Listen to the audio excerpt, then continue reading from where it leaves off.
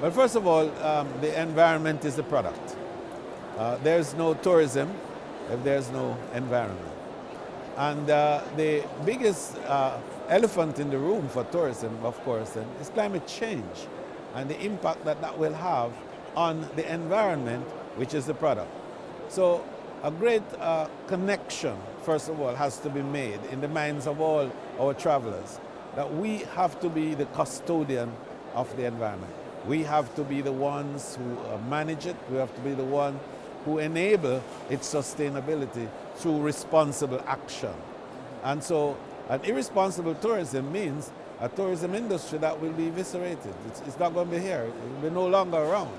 And so the first and most important consideration for all of us in tourism is to make sure we can preserve the product.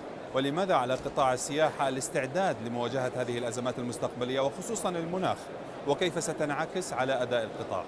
So now tourism is known to be the most resilient of all industries in the world, but it's the most vulnerable of all. And we saw that in pandemic COVID-19.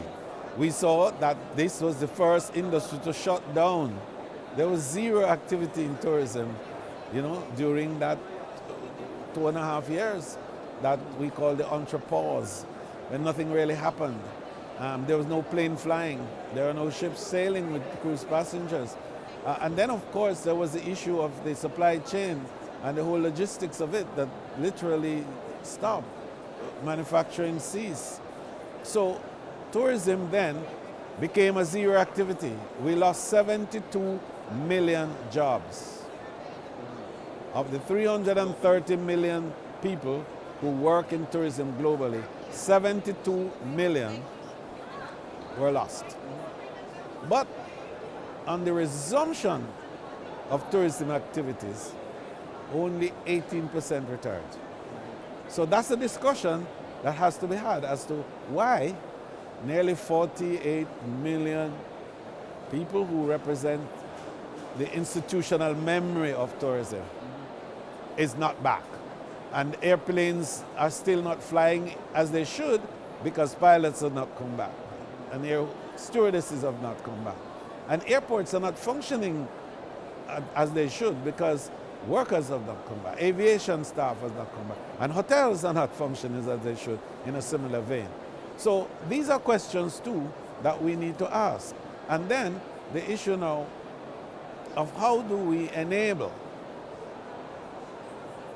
the product to sustain these rising tides that we're having, these multiple disruptions that are flowing from climate events. In the case of us in the Caribbean, there is hurricanes. Hurricanes now with the ferocity like we've never seen before. They're off the chart. Earthquakes that are happening with more frequency and with a higher level on the Richter scale. These are big questions. And it's destroying areas that are strong tourism areas. For example, heritage sites are going into ruins as a result of earthquakes. We saw what happened in Turkey only a few weeks ago, and so on. So we have to be concerned about the actions now that we take that are encouraging the denudation of planet Earth. Very important. بالحديث عن جامايكا والكاريبي، ما الذي تقومون به للحد من تداعيات التغير المناخي بقدر المستطاع؟ Right, so we spoke about resilience a while ago. I think a big part of it is how to build then capacity to one, recognize these disruptions, these climate disruptions, how to mitigate against it, how to manage it when it comes, how to recover quickly, and then finally how to thrive. So in the Caribbean, we established, and for my sins, I came up with the idea of a global tourism resilience and crisis management center at the University of the West Indies. The idea is to bring young people with new minds, fresh minds, new ideas as to how do we manage, how do we find ways of innovating and to be able to respond to these climatic issues that are coming at us. And the region is very concerned with that. So we've set up institutional support mechanism for it. Governments are looking at legislation and regulatory arrangement to guide how environmental use is managed. We're setting up entities that are the drivers of new investment, but the new investments must comport to these standards and quality control orders that have been established. So once you get there, where education and training and information dissemination is a critical part of it, because people must know, public education, people must understand, and people must recognize that they have a responsibility or they are going to all die. And it's as basic as that, that if you don't manage the environment, if you don't fight this climate change phenomena and defeat it, you are going to die. ولكن جميع هذه الجهود بحاجة إلى مشاركة الجميع وأفعال. في الكوب 27 تم تبني اتفاقية الخسائر والأضرار وأيضا التمويل لتعزيز دور صندوق مرونة السياحة. ما الذي تحقق على أرض الواقع؟ That's a good question. I spoke on that in Washington last week, where it's promise or prevarication. And the truth is that it's a lot of talk so far, because the real vulnerable countries of the world to climate change are the most touristic countries. And they're languishing with no support. The Maldives will be inundated in no time based on their own predictions. The Caribbean, our coastal water, 90% of tourism in the Caribbean is on the coastal areas. So any elevation in sea level will eviscerate tourism in the region. So concern has to be on that. So where is the money that the L&D is talking about? Where is the trillions that are in the IMF and other places that are now to be applied to these vulnerable countries to ensure that they have a chance? The hard cold facts are that the bureaucracy of releasing funds is choking the poor, small, vulnerable countries of the world. And action has to be taken. So I have a plan to create a fund that will alleviate some of this while the big multilaterals are still going through their reams and reams of paper with a zillion conditionalities as to how these poor suffering countries can access their large L&D and RS and T and whatever the acronyms are, right? That tourism, 1.4 billion people traveled across the world in 2019 for touristic purposes. And it's said to spend close to $9 trillion. Tourism is the most consumption-driven activity on planet Earth. That's all we do. We travel to consume. And in every point of consumption, we leave a carbon footprint. So if we are contributing $1, 50 cents, $100, $1,000, whatever you can, at every point of consumption in the destinations that you consume, not going to a bank, not going to a multilateral agency, but staying in the destination that you visit.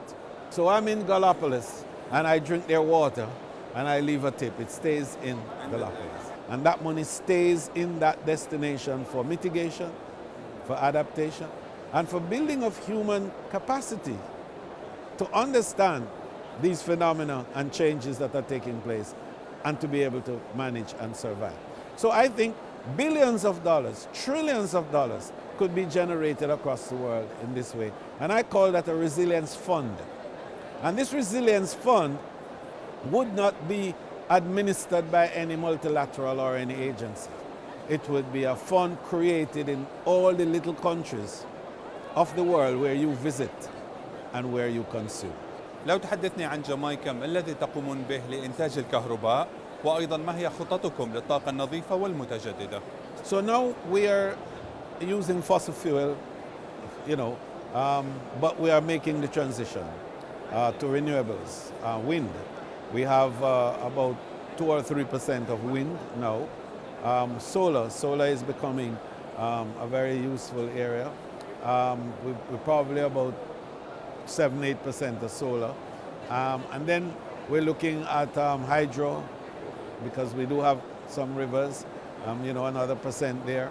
The objective is to eventually to convert also to electric cars and to use more of the OTEC and geothermal energy as well. So our plan in Jamaica is by 2030 to have 30% of our energy needs renewable. And hopefully we can move on to other cleaner energy sources, perhaps like nuclear and hydrogen and so on down the road. And objectively to get to 60%, that's an ambition. But for now, our objective to 2030 would be 30% renewables. وماذا عن مستهدفات تحقيق نت زيرو؟ Well, first of all, for tourism, and we're back to that discussion, net zero is not ambitious. It's got to be net positive. So our objective is not 1.5. It has to be much less than 1.5, and to work down to zero and beyond. So our objective is to ensure that the tourism sector builds its own capacity to be such a strong player in this climate change discussion and the battle, because it is a battle. It's just past the stage of a discussion. And that each of us take the responsibility in the manner I mentioned about contributing the funds so that the capacity in these small countries that are hugely vulnerable is there. Big countries take care of themselves. Don't worry about that. The big industrialists do too. But it is to ensure that the real users of the energy that is required at the level where the resource is so weak. And that's the real problem. It's the fact that these countries have no resource to do anything. But they are your playgrounds. They are the experiential markets of the world that we all travel to. Let's give them the power. And the power is given if you contribute to every point of your consumption and to create that resilience fund.